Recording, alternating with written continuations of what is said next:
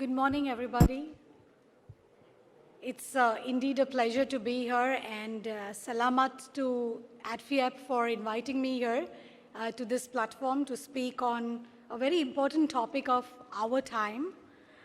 Can we get the slide, please? The next slide, please. Thank you.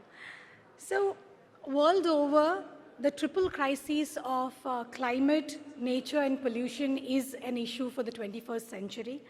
And in addition to the physical climate risks, countries and businesses are also facing extreme and increased risks as far as transitions are concerned, and these are stemming from policies, technologies, and market sentiment. So while a global phenomena, climate change and its uncertainties have been. Thank you.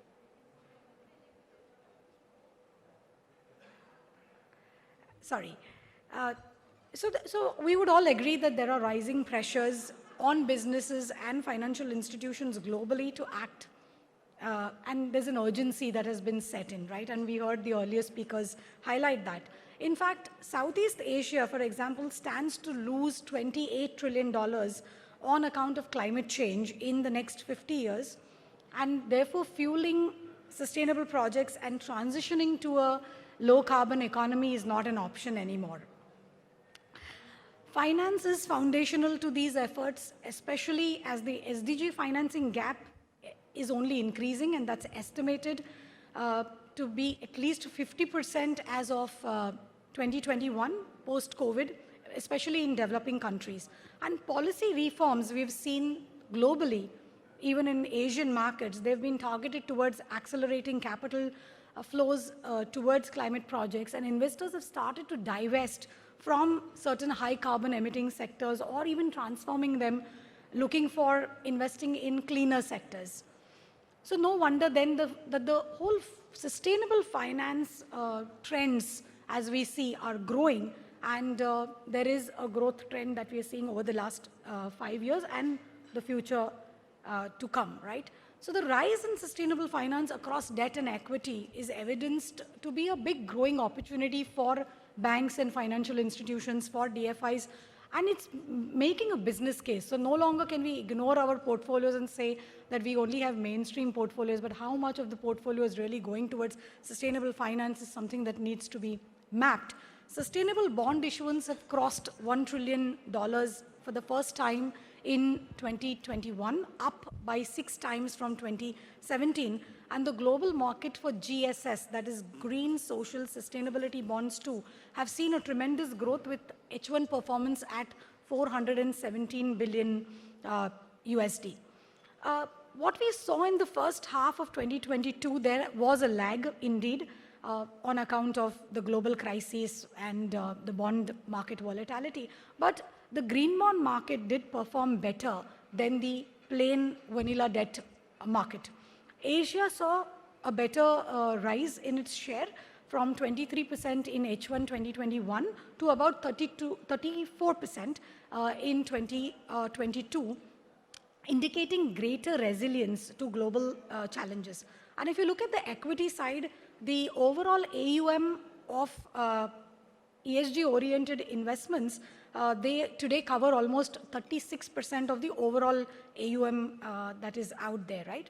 I think one interesting data point here is that there are a lot of measures that are being driven on the back of regulation. So ESG-oriented assets grew in most geographies other than Europe, and that could be accredited to the green regulations, the EU taxonomy, which is now in a way demystified what is green, and therefore greenwashing has reduced, which is one of the biggest agendas of the EU taxonomy.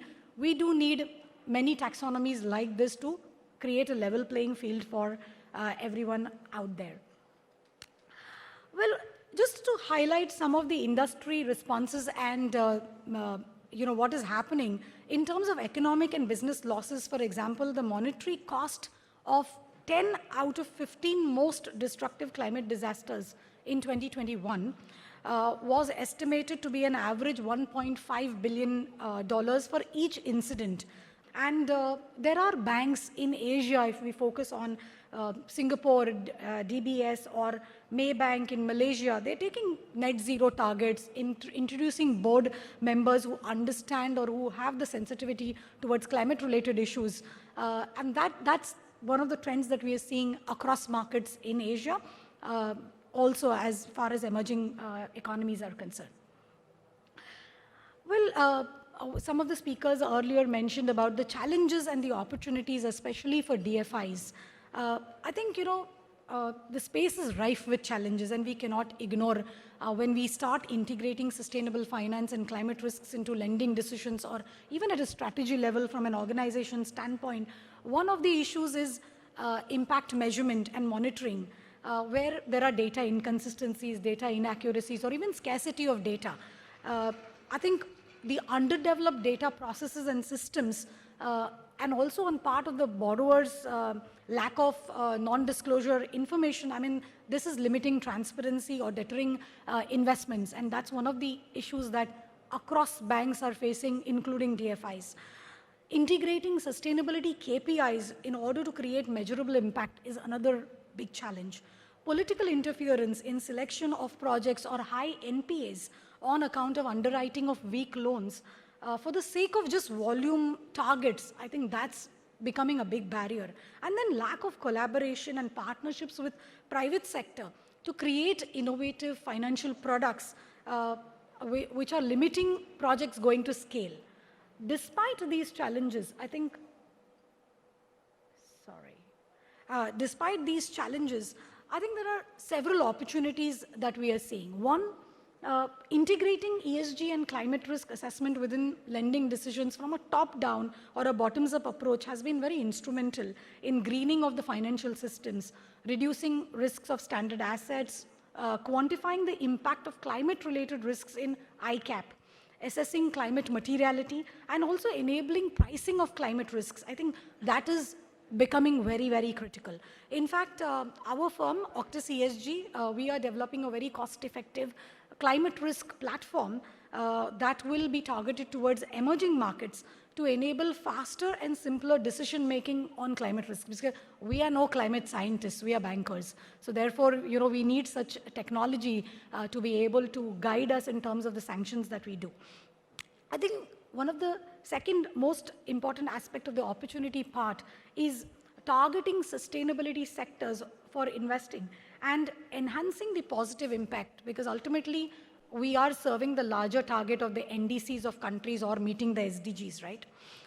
In fact, in one of the IFC report claims that there is a big opportunity out there. $23 trillion are required in climate investments in emerging markets up to 2030. And so that's potential of financing green buildings, mobility, clean energy. I think those are the low-hanging fruits that need to be looked at.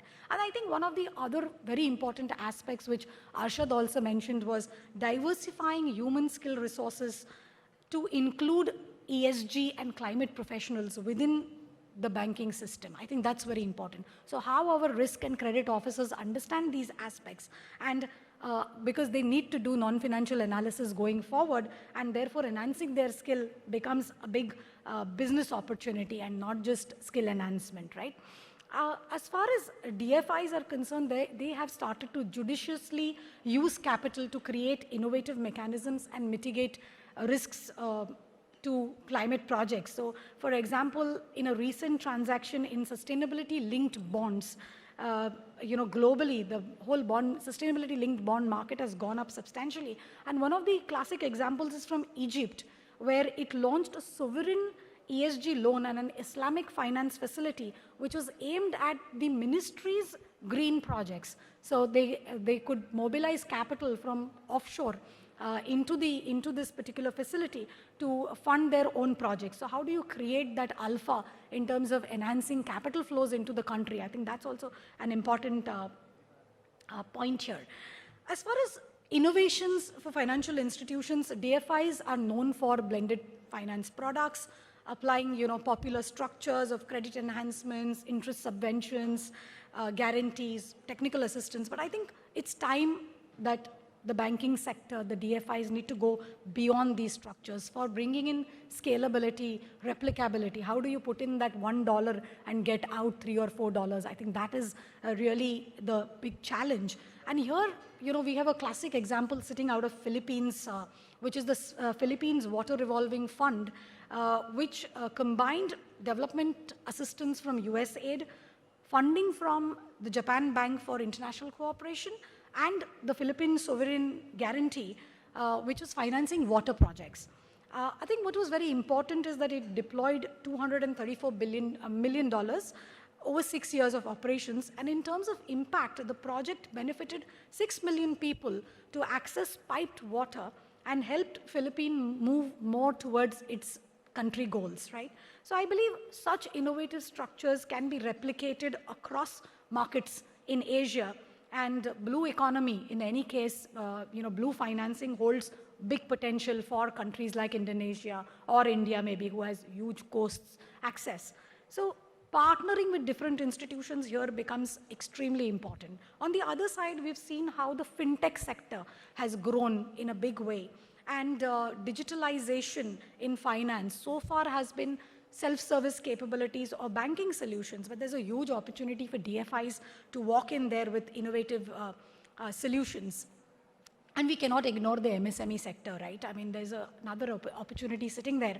And in India, the MSME bank, the SIDBI, which is also a member of ADFIAP, it has started to provide green finance schemes with very, very competitive rate of interest, risk-sharing facilities to support green projects, especially by MSMEs. So I think from a long-term perspective, combining MSME financing with fintech to facilitate transactions on the back of, say, blockchains or emerging technologies, I think that would provide that required pool of capital for MSMEs to bring to the table.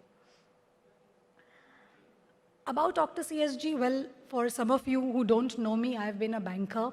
I was in a leadership role with India's 4th largest private sector bank, and 2 years back I stepped out to start AuctusESG because I felt that there is a big gap at the intersection of finance, investments, and sustainability, and AuctusESG bridges that gap. We are a strategic advisory firm where we work on sustainable finance, we work on climate transition, we work on ESG, climate risk management, and in a span of 2 years, very short time, we worked on 12 projects across the globe with marquee institutions and governments like the UK, Zimbabwe, UN agencies. We work with World Bank, Proparco. We worked across Europe, APAC, and Africa. And the firm is led by senior bankers who understand the pain points, right? I mean, we understand how do we navigate within financial institutions, what are the regulatory requirements and the pressures, and how do we work on the risk-return approach. So that gives us a kind of an edge. We've brought many first to markets, and we have experience and track record of working in Asian markets, particularly working on 3 verticals. So design and development on sustainable finance, because we believe that, it's not just about getting a better ESG rating, but it is about how do you, from a strategy perspective. So somebody said zero to hero. I would say boardroom to copy room, kind of a strategy which is required for institutions going forward. So we work on all of that. We work particularly on integrating ESG and climate risk management into ICAP, into climate stress testing. How do you look at integrating it into the enterprise risk management? We also work with regulators in certain countries to bring out taxonomies, and research and innovation, skill enhancement. That is also one of our strengths. So that's just about the kind of projects that we've undertaken across markets like Malaysia, Laos, Cambodia, India, Bangladesh, Sri Lanka, Nepal, Sub-Saharan Africa, and South America. And typically programs are like, we worked for Proparco, where for their investee company, we looked at their entire portfolio because they wanted to look at issuing a green bond. So how can you refinance the portfolio for affordable housing from a social bond perspective? We work with World Bank on one of the largest projects in India on enhancing farm incomes through innovative financing. I wanted to just very quickly highlight 2 projects which I wanted to share because these could be replicable in other countries. And this was one of the landmark projects that we were awarded by the UK government for greening of Indian financial systems. This entailed doing a landscape analysis of Indian banks, large private public DFIs, to assess their preparedness on climate risks, on ESG risks, and their overall readiness to innovate on products, financial products and services in that space. So we looked at also covering governance, risk management, strategy, disclosures, and employees' knowledge base, because that was important. Post the landscape analysis, we designed training modules for 11 large public and private sector banks, including the largest DFI, NABARD, the agriculture DFI, to take them through the aspects of sustainable finance, climate-related financial risks, disclosures. And then we also worked with the regulator, the Reserve Bank of India. We developed a policy paper looking at what could be the potential stranded assets that could sit on the books of banks on account of transition risk, and towards that, what could some of the prudential regulations, credit guidance, risk measurement, the central bank could look at to manage climate-related risks that are facing India as a country. The project entailed working with the ecosystem partners, the regulator, financial institutions, other stakeholders, and the feedback was very positive. We have now been awarded another program by the UK government as an extension to work more deeply on transition risks with banks in India. The other project that I wanted to mention here was with the Zimbabwe government, and this is a new challenge that we are all seeing, where while wholesale banking, or while project level financing is happening, small scale community level financing, there are a huge amount of gaps. So in a highly fragile sub-Saharan African country, there are major problems of energy poverty and gender disparity. So the project was to create a blueprint of a gender responsive climate finance facility, which is focused on clean energy, loans for women and youth who are in that particular business. This included creating the blueprint, creating the investment criteria, the risk matrix in a country like Zimbabwe, where there is a potential risk of currency devaluation. How do you then, and the country doesn't have any rating, so how do you actually get in international financing agencies to come in? So we put together this whole thing, and I think one of the biggest achievements for this facility and for the Zimbabwe government was that we took this to the UN SDG fund, and they got $10 million as a guarantee capital to be included into this facility. So small, but yet a starting point from a government standpoint. So those are some of the projects that we have been doing. And I mean, I just could highlight only 2. We've done 12 projects, very impactful. And we are very happy to interact here with many banks, DFIs, who have started their journey as far as sustainable finance or climate transition is concerned.